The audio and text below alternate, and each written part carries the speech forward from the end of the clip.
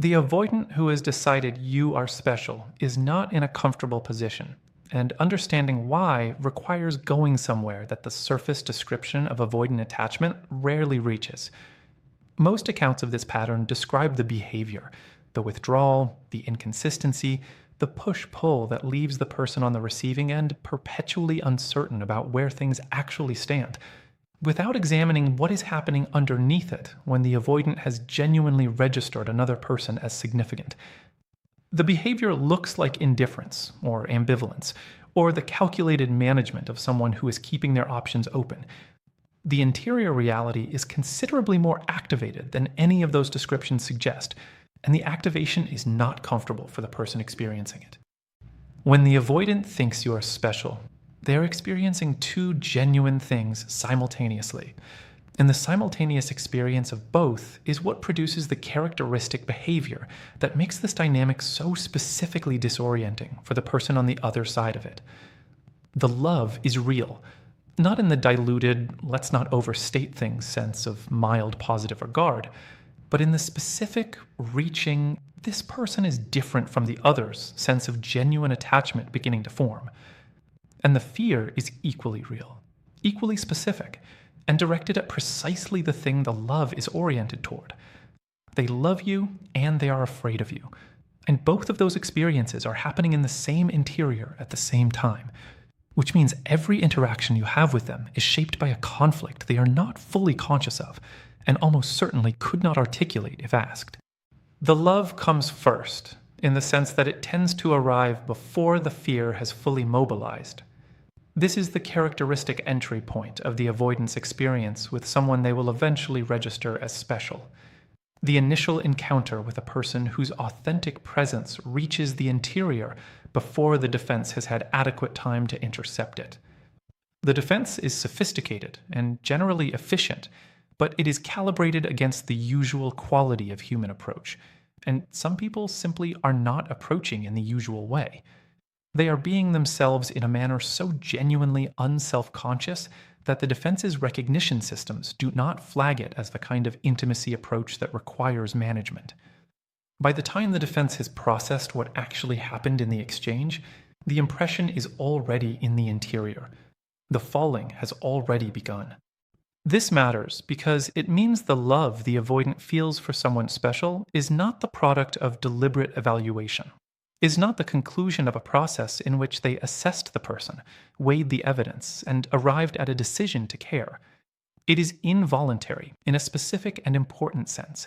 It arrived before the system that usually manages such arrivals had the opportunity to redirect it, which means the avoidant cannot simply decide not to feel it, cannot efficiently manage it down to something more comfortable, and cannot construct the narrative of incompatibility or poor timing or something not quite right that usually allows the pattern to maintain the distance the architecture requires.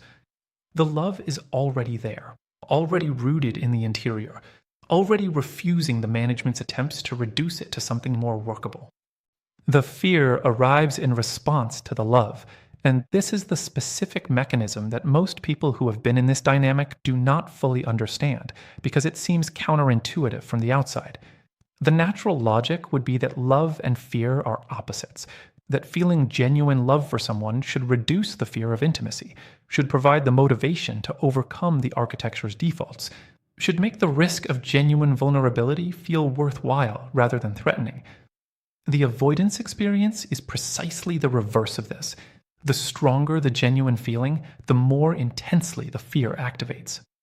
Not because the love is making them vulnerable in some abstract sense, but because genuine love for a specific person creates the specific, named, precisely located possibility of the most devastating kind of loss. The loss of someone who actually mattered, to whom genuine attachment was formed, whose absence would not be the manageable discomfort of any connection ending, but the specific, targeted, I was truly known and then truly lost experience that the architecture was built to prevent. The fear is proportional to the love. This is the genuinely uncomfortable truth about what happens in the avoidant when they think you are special. Every increase in the genuine feeling is accompanied by a corresponding increase in the fear of what that feeling makes possible. Every step closer to genuine contact with you is a step closer to the specific vulnerability the architecture was constructed to avoid. Every unguarded moment, every instance of real recognition passing between you, every genuine exchange in which the interior actually touched your interior rather than presenting the managed version, each of those moments was simultaneously the experience of something real and the activation of everything in the avoidance system that was designed to prevent exactly that quality of reality from becoming too present. When the avoidant thinks you are special, they are in the specific, uncomfortable, not adequately acknowledged interior condition of someone who is being pulled in two directions with equal force toward you because the genuine love is real and is producing the natural, human, involuntary orientation toward the person it is directed at, away from you because the fear that the love activated is equally real and is producing the equally natural, equally involuntary response of a nervous system that was calibrated to treat genuine intimacy as the precondition for the most feared available kind of loss. Neither pull is performative. Neither is the product of conscious calculation. Both are the genuine, simultaneous, competing expressions of a psychology that formed around the specific premise that love leads to loss, and that the only adequate protection against the second is the management of the first. The behavior this produces is the behavior you have been experiencing and trying to understand. The warmth that arrives and then is managed away. The specific, unguarded moments of genuine contact, followed by the subtle but unmistakable withdrawal that resets the temperature to something safer. The inconsistency that is not, as it might appear from the outside, the expression of ambivalence about whether they want you. They do want you, with a specificity and intensity that the inconsistent behavior dramatically misrepresents. But the behavioral expression of the conflict between the wanting and the fear of the wanting's consequences.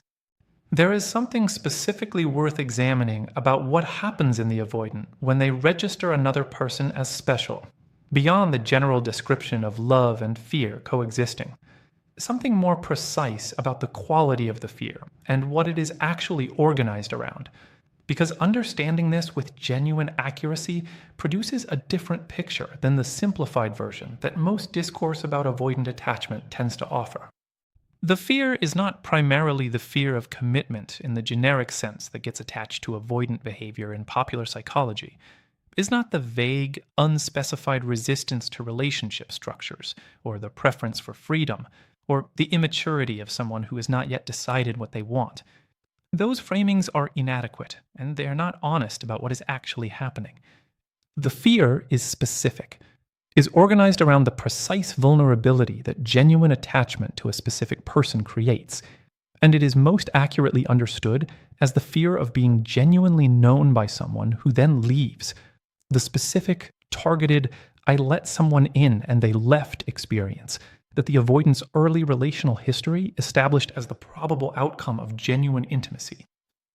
The architecture was built around that specific fear, was constructed through the accumulated experience of early attachment that did not provide the consistent attunement and reliable presence that secure development requires, around the premise that genuine emotional exposure leads to the specific pain of having been genuinely vulnerable, and finding on the other side of the vulnerability inadequate response or withdrawal or absence.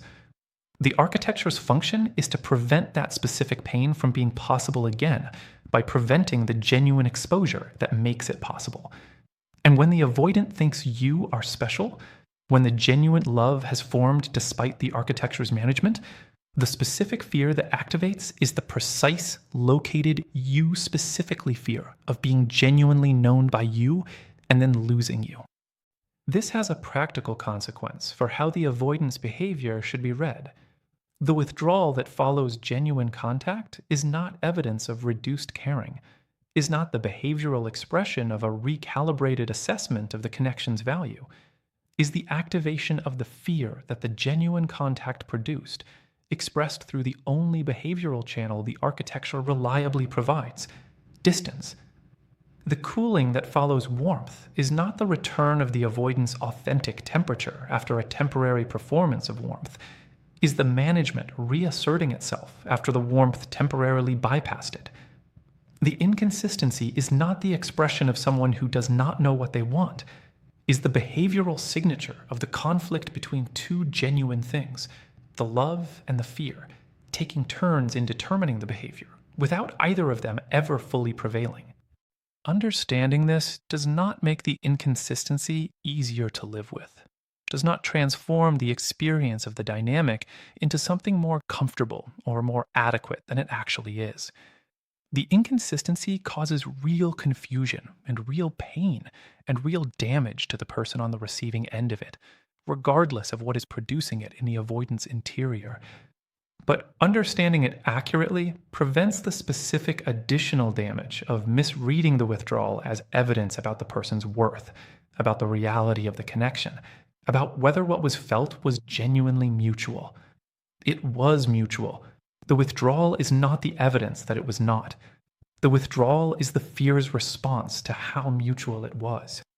The avoidant who thinks you are special also carries something that deserves specific examination because it is less often described and more significant than the love-fear dynamic alone.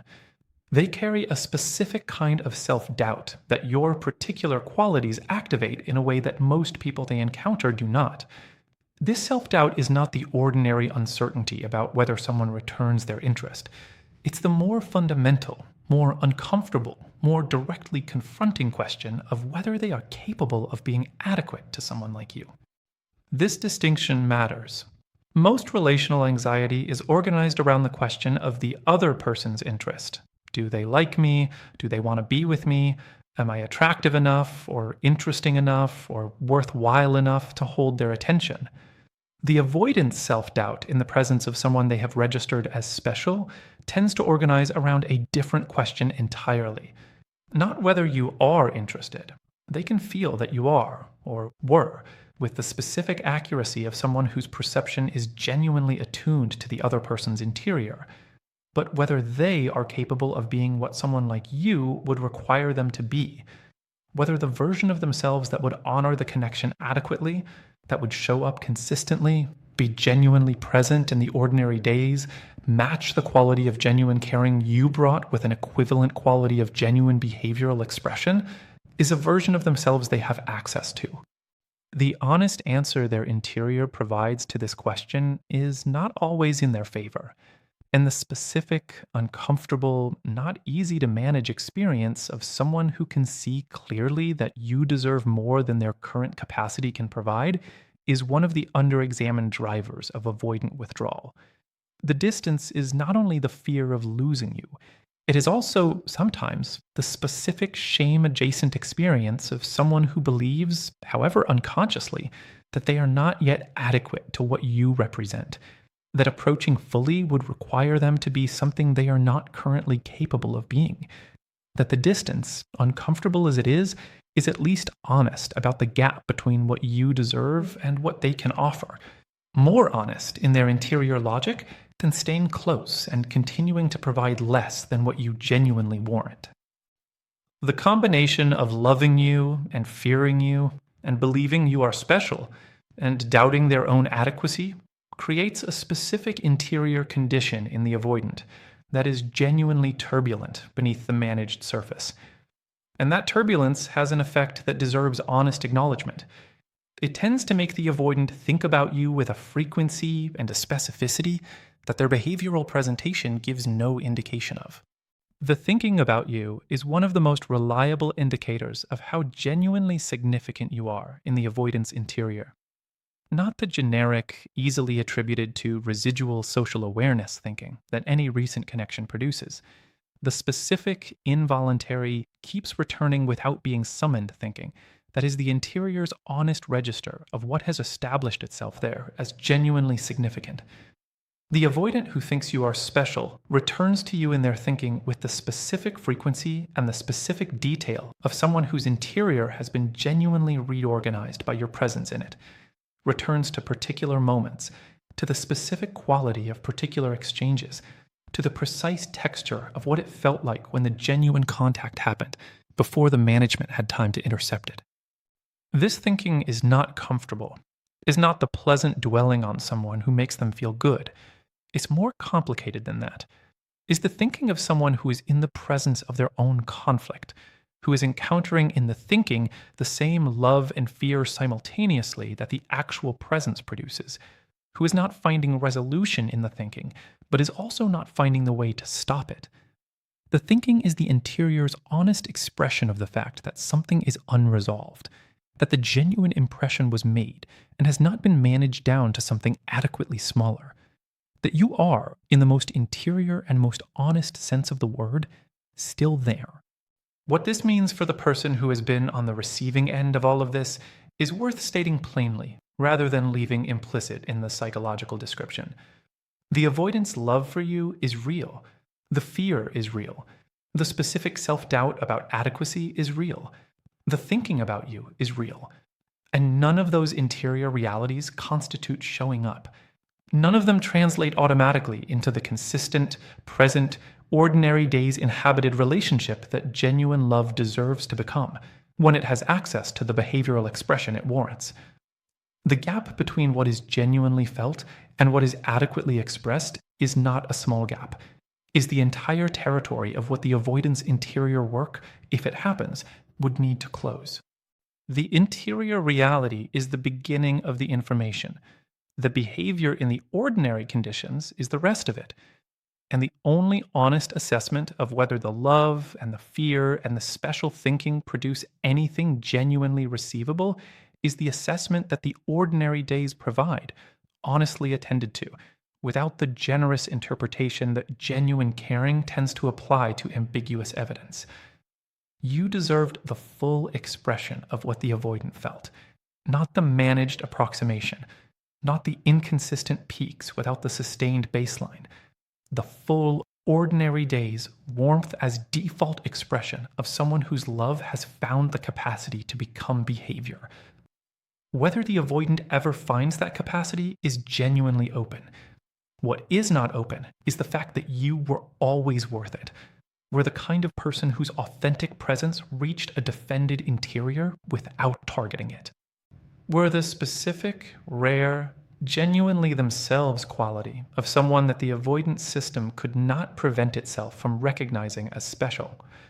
That was always true, remains true, does not require the avoidance adequate expression to remain true, and it belongs to you completely, in the full inhabited quality of the ordinary life that is genuinely yours, regardless of what the avoidant does with the love and the fear they will carry for longer than their behavior will ever adequately communicate. The love and fear existing simultaneously in the avoidance interior is not a static condition. It does not sit quietly in the background of the defended life, maintaining its tension without producing further interior movement. It develops over time, and the development has a specific direction that is worth examining honestly because it contradicts the simplified account of the avoidant as someone who eventually moves on without significant interior consequence. What develops is the accumulation of evidence against the self-sufficiency narrative. Every ordinary day that passes in the defended life following genuine contact with someone who was registered as special is a day in which the defended life is being implicitly compared to what was genuinely present in the connection, not through deliberate comparison. The management works against that kind of explicit accounting. Through the specific, unavoidable, this is simply what the interior keeps registering quality of genuine impression, maintaining itself against the management's ongoing reduction efforts. The defended life continues, the self-sufficiency narrative runs, and underneath both, the specific quality of what was present in the connection with the special person keeps being available as the honest reference point that the ordinary connections of the defended life consistently fail to meet. This accumulation is slow, is not the dramatic, building toward crisis trajectory of someone who is clearly heading towards significant interior event, is the quiet, undramatic, not always consciously noticed accumulation of a person who is living their defended life and finding it slightly less adequate than it was before the connection, without being fully able to attribute the insufficiency to its actual source. The insufficiency is the gap between what the connection offered and what the defended life ordinarily provides. But the management is working against that attribution, is finding the narrative that distributes the insufficiency across other factors: stress, circumstance, the ordinary difficulty of a particular period, rather than allowing the honest accounting that would locate it in the specific, irreplaceable absence of the specific person. The fear the avoidant carries about the person they think is special has a specific texture that changes as time passes following the connection's reduction or ending. In the immediate aftermath of the withdrawal, in the relief phase that has been described throughout this conversation, the fear is quiet, has gotten what it required from the behavior. The distance has been established, the exposure has been reduced, the architecture's preferred conditions have been restored. The fear is not eliminated, but it is not acute, is the background hum of a system that has successfully managed the immediate threat of genuine intimacy and is now operating in the more comfortable conditions of managed distance. As time passes and the accumulation of the defended life's inadequacy builds, the fear changes its character, becomes less the fear of intimacy's threat and more the fear of permanent loss. These are different fears, and they produce different interior experiences. The fear of intimacy's threat is organized around what could happen if the connection deepens, organized toward a future vulnerability that the management is working to prevent. The fear of permanent loss is organized around what has already happened, around the specific, present, this is actually the case recognition that the person who was special may not be accessible in the same form, or may not be accessible at all, because the management successfully prevented the connection from becoming what it would have needed to become to ensure continued genuine access. The transition between those two fears, from the fear of intimacy's threat to the fear of permanent loss, is one of the more genuinely significant interior events in the avoidance experience of a connection with someone they registered as special. It represents the shift from the management being primarily preventive to the management being primarily palliative, from working to prevent a threatening future to working to manage the uncomfortable present reality of what the prevention produced. And that shift has consequences for how the avoidant relates to the memory of the connection, to the ongoing thinking about the person, and to whatever impulses toward contact or acknowledgement the interior continues to generate. The avoidant who thinks you are special carries the memory of you in a particular way that is worth describing honestly because it illuminates something important about the specific quality of the impression you made. They do not carry the idealized version that retrospective romanticization produces in people who have lost connections that were always somewhat fictional, the constructed memory of something that was better than it was, inflated by the passage of time and the selective retention of the best moments. The memory the avoidant carries of someone they genuinely registered as special tends to be more accurate than that, more honest about the actual quality of what was present, more precise about the specific texture of genuine contact when it occurred, more truthful about the moments when the management was not running efficiently and something real was in the space between them. This accuracy of the memory is not comfortable for the avoidant. The accurate memory of genuine contact, of what it actually felt like when the other person was simply, genuinely, completely themselves in a way that the defense had no protocol for, is not the softened, distance provides perspective memory of something pleasant that has been abstracted into a general positive impression. It is specific, returns to the particular, carries the felt quality of the original experience with a freshness that the management's ongoing reduction efforts have not successfully dulled. The avoidant who thinks you are special is not remembering a generalized version of you, is remembering the specific quality of specific moments in which the genuine impression was made. And the specificity of the memory is precisely proportional to the depth of the genuine impact. There is something worth saying directly about what it means to be someone who produces this specific interior experience in an avoidant, because the framing of love and fear existing simultaneously, while accurate, can inadvertently suggest a kind of power dynamic that is not genuinely present in the experience of the person who was loved and feared. The language of scaring the avoidant, of disrupting the model, of producing the going crazy, all of that language can make it sound as though the person has some kind of leverage, some capacity to use what they know about the avoidant's interior to produce particular outcomes. The honest account indifferent. The person did not produce the avoidant's love and fear through any form of leverage or strategy, produced it by being genuinely themselves, by bringing the authentic, unperformed, not aimed at any particular effect quality of someone who has done enough genuine interior work to be simply and completely present, without the self-consciousness that managing an impression requires. The avoidant's interior response to that quality was involuntary, was the genuine, precognitive, defense-bypassing response of a system that encountered something it was not adequately prepared to intercept. The person was not doing anything to the avoidant, was simply being themselves. And being genuinely, completely themselves was what the avoidant's defended interior registered as the most significant available human quality. That is worth receiving honestly, rather than either inflating into a source of power over the avoidant or deflating into the modest disclaimer that it means nothing about the person's actual worth. It means something genuine and specific. It means the person carries a quality of authentic presence that is genuinely rare, genuinely produced through their own genuine interior development, and genuinely capable of reaching defended interiors without targeting them. That quality belongs to the person, is not contingent on the avoidant's continued response to it, does not require the avoidant's love and fear to be its validation. It simply is what it is, the natural expression of someone who has arrived at themselves honestly and brings that arrival into every space they inhabit.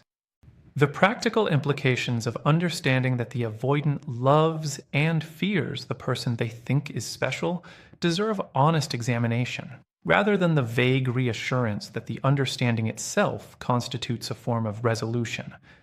Understanding changes what the person knows. It does not change what the avoidant does. And the honest account of what understanding provides and what it does not provide is important for the person who is navigating the aftermath of a dynamic where love and fear produce the characteristic inconsistency and its costs. What the understanding provides is the accurate picture. The person who knows that the avoidance withdrawal was the fear's response to the love's intensity rather than the evidence of indifference or the verdict of an assessment that found the person insufficient, has access to the truth of what occurred. That truth prevents the specific ongoing damage of misreading the withdrawal as a statement about their worth. The withdrawal was a statement about the avoidance fear. Those are genuinely different things, and the difference between them matters for how the person carries the experience forward. What the understanding does not provide is the adequate showing up that the connection always deserved. The avoidance love is real, and the love does not constitute the ordinary days showing up. The fear is understandable, and the fear does not excuse the costs the inconsistency produced.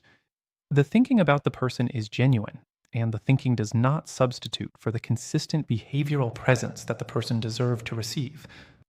Understanding the avoidance interior gives the person clarity about what happened. It does not give the person what the dynamic was always supposed to provide, but consistently failed to. That distinction is important to hold clearly, not as the deflation of what the understanding offers, but as the honest account of its genuine scope. The person deserved more than accurate understanding of why they received insufficient showing up, deserved the showing up itself. And their life going forward deserves to be organized around the genuine pursuit of connections that provide the adequate showing up, rather than around the continued examination of why a specific connection could not. The avoidance fear of the person they think is special will not resolve on its own. That is one of the genuinely important things to understand about the trajectory of the avoidance interior experience, because the natural assumption might be that time, the management's efficiency, and the defended life's ongoing operation will eventually reduce the fear to something adequately small that the avoidant can approach without the full activation of the architecture. that the distance, maintained long enough, will do the work of making genuine approach possible. The distance does not do that work. The fear of genuine intimacy with someone specific is not reduced by avoiding that specific person, is not addressed by the management's efficient containment of the feelings the connection produced, is not resolved by the passage of time in the defended life. It is addressed only by the specific, sustained, genuine engagement with the interior work that changes the architecture, the therapeutic process, the honest reckoning with what the fear is organized around and where it was built, the gradual development of the genuine capacity for vulnerability in conditions that make that development possible.